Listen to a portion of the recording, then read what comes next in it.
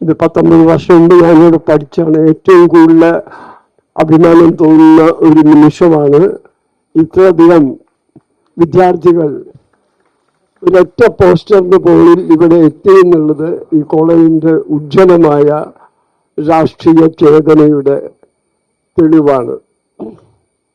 1947 ഇന്ത്യക്ക് സ്വാതന്ത്ര്യം ലഭിച്ചപ്പോൾ അന്ന് അർദ്ധരാത്രി ജവഹർലാൽ നെഹ്റു ഒരു പ്രസംഗം നടത്തുകയുണ്ടായി. We made a tryst with destiny. വിധിയുമായിട്ട് നമ്മൾ ഒരു ഉടമ്പടി നടത്തി. ഈ ഉടമ്പടി എന്താണെന്ന് വച്ചാൽ ഒരു രാഷ്ട്രത്തെ നിർമ്മിക്കുക, ജനങ്ങളുമായി ഒരു വളരെ ഗാഢവും ഊഷ്മളവുമായ ഒരു ഉടമ്പടിയുടെ പേരിൽ ഒരു പുതിയ രാഷ്ട്രത്തെ നിർമ്മിക്കുക എന്നുള്ളതാണ്. അതിനുവേണ്ടിയാണ് നമ്മുടെ ഭരണഘടന നിലവിൽ വന്നത്. ഭരണഘടനയുടെ ആദ്യത്തെ വാക്ക് തന്നെ we the people of India, നാം ഭാരതീയരായ നാം, നമുക്ക് നൽകുന്ന ഭരണഘടനയാണിത്. ഇത് സർക്കാർ രൂപീകരിക്കാനുള്ള ഒരു രേഖയല്ല, ജനങ്ങൾക്ക് പരമാധികാരം നൽകുന്ന ഒരു ഉടമ്പടിയാണ്. ആ ഉടമ്പടിയിൽ ജനങ്ങളുടെ വിശ്വാസത്തിന് എതിരായി എപ്പോൾ സർക്കാർ നീങ്ങുന്നുവോ ആ സമയത്തെല്ലാം അത് ഓർമ്മിപ്പിക്കാനുള്ള കർത്തവ്യം ജനങ്ങൾക്കുണ്ട്. അതാണ് പ്രതിഷേധങ്ങൾ. ഭരണഘടനയുടെ 19-ാം അനുച്ഛേദമനുസരിച്ച് നമുക്ക് വ്യക്തി സ്വാതന്ത്ര്യമുണ്ട്, സംസാര സ്വാതന്ത്ര്യമുണ്ട്, ഒത്തുചേരാനുള്ള സ്വാതന്ത്ര്യമുണ്ട്, കൂട്ടായ്മകൾ ഉണ്ടാക്കാനുള്ള സ്വാതന്ത്ര്യമുണ്ട്. ഇതെല്ലാം ഒരു പരിമിതികൾക്കകത്തായിരിക്കണം എന്ന് മാത്രം. പക്ഷെ ഈ പരിമിതികൾ അപവാദങ്ങളാണ്, അതല്ല നിയമം. ഒരു ജനാധിപത്യത്തിൽ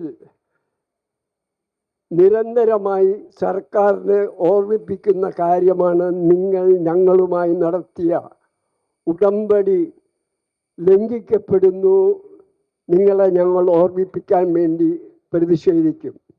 നിയമവ്യവസ്ഥ വളരെ പ്രധാനമാണ്.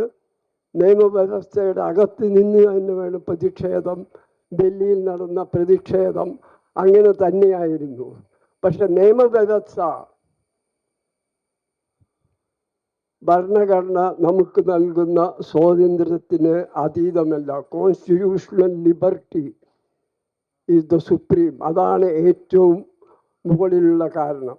ഇതിനെ നേരിടാനുള്ള, പ്രതിഷേധങ്ങളെ നേരിടാനുള്ള സർക്കാരിൻ്റെ അല്ലെങ്കിൽ നിയമവ്യവസ്ഥ നിലനിർത്താനുള്ള സർക്കാരിൻ്റെ അധികാരങ്ങൾ വളരെ പരിമിതമായിരിക്കണം. അത് നിയമാനുസൃതമായിരിക്കണം, അത് ആനുപാതികമായിരിക്കണം. അതിന് കാരണവും ഉണ്ടായിരിക്കാം. പക്ഷെ ഡൽഹിയിൽ എന്താണ് നടന്നത്? ഡൽഹിയിൽ നടന്ന കാര്യങ്ങളിൽ എന്നെ ഏറ്റവും കൂടുതൽ ഉത്കണ്ഠാകുലനാക്കിയത് വാങ്ചുക്കിനെ കമ്പിളിയിൽ പൊതിഞ്ഞു കൊണ്ടുപോയതോ പിഞ്ചു വിദ്യാർത്ഥികളെ തല്ലിച്ചതച്ചതോ അല്ല. തല്ലുന്നവരുടെ കൂട്ടത്തിൽ ഈ നാട്ടിലെ പൗരന്മാർ മുഖം മറച്ച് സാധാരണ മഫ്തി വേഷത്തിലുള്ള ഗുണ്ടകൾ വിദ്യാർത്ഥികളെ തല്ലുന്ന കാഴ്ച കണ്ടു. ഇതെന്നെ ഓർമ്മിപ്പിച്ചത് ഏതാണ്ട് 100 വർഷം മുമ്പ് ഹിറ്റ്ലർ ഭരണത്തിൽ തുടരണം എന്ന് വിശ്വസിച്ചിരുന്ന ഒരു പറ്റം ആളുകൾ ബ്രൗൺ ഷർട്ട് ധരിച്ച് റോഡുകളിൽ ഇറങ്ങി പ്രതിഷേധക്കാരെ തല്ലിച്ചതയ്ക്കുമായിരുന്നു പോലീസുകാരുടെ കൂടെ. ഇത് പോലീസുകാരുടെ കൂടെ ഒരുമിച്ച് നിന്ന് വിദ്യാർത്ഥികളെ തല്ലിച്ചതച്ച ഒരു കൂട്ടം ആളുകളും ഡൽഹിയിൽ ഉണ്ടായിരുന്നു എന്നുള്ളത് നാം ചരിത്രത്തിൻ്റെ പിൻപറ്റി പോവുകയാണെങ്കിൽ അത് വളരെ ഉത്കണ്ഠാകുലമായ ഒരു ഭാവിയാണ് സൂചിപ്പിക്കുന്നത്. മറ്റൊരു കാര്യം പറയുകയാണെങ്കിൽ ഡൽഹിയിൽ നടന്ന മറ്റൊരു കാര്യം, ഈ കുത്തിത്തിരിപ്പുകാരെ ഈ സമരത്തെ താറടിച്ച് കാണിക്കാൻ വേണ്ടി അതിൻ്റെ തലേദിവസം വൈകുന്നേരം വന്നു നിന്ന ഒരു ട്രക്ക് നിറച്ച് കരിങ്കല്ലുകളാണ്.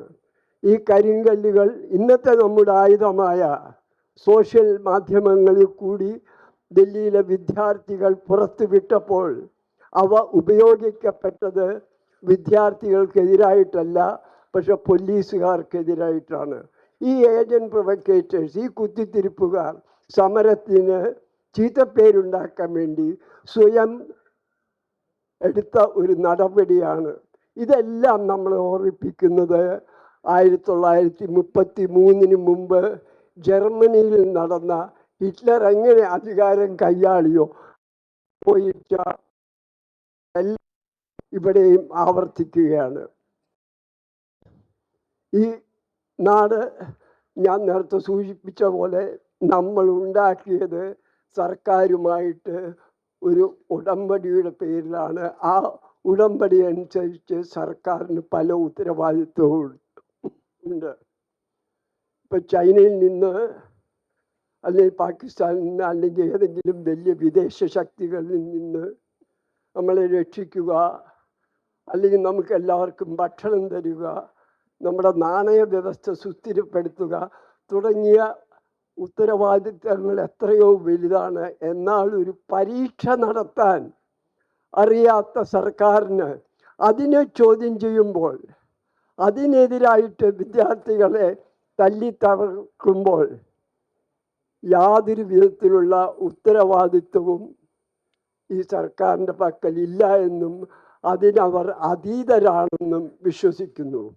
ഇന്ത്യയുടെ ചരിത്രം നോക്കുകയാണെങ്കിൽ ആയിരക്കണക്കിന് ആളുകൾ ജാലിയൻവാല ബാഗിൽ ചുട്ടുകൊന്നപ്പെട്ടപ്പോഴും തുർക്കുമാൻ ഗേറ്റിൽ അടിയന്തരാവസ്ഥയുടെ കാലത്ത് ആയിരക്കണക്കിന് ആളുകൾ തന്നെ മർദ്ദിക്കപ്പെട്ടപ്പോഴും അതിനുശേഷം കർഷക സമരം, ഇതിൻ്റെ നീണ്ട ചരിത്രം, സമര പാരമ്പര്യമുള്ള ഒരു നാടാണ് നമ്മുടേത്. ഈ ഒറ്റ സമരത്തെ പോലും തല്ലിത്തകർക്കാൻ സർക്കാരിന് സാധിച്ചിട്ടില്ല. ഈ സമരത്തെ തല്ലിത്തകർക്കാൻ സാധിക്കുകയില്ല. സ്വാതന്ത്ര്യം, സമാധാനം, നീതി, ഇതെല്ലാം ഭരണഘടനയിലെ വാക്കുകൾ മാത്രമല്ല, ഇതെല്ലാം നമ്മൾ ജീവിക്കുന്ന നമ്മുടെ ജീവിത പ്രമാണങ്ങളാണ്. അപ്പോൾ ഈ വാക്കുകളെല്ലാം ഉത്ഭവിക്കുന്നത് ഫ്രഞ്ച് വിപ്ലവത്തിൽ നിന്നാണ്. ഫ്രഞ്ച് വിപ്ലവത്തിനെ അനശ്വരമാക്കിയൊരു ഗാനമുണ്ട്, വി ഷാൽ ഓവർകം, ഹം ഹോങ്കെ കാമിയാബ്, നമ്മൾ അതിജീവിക്കും. ജയ് ഹിന്ദ്.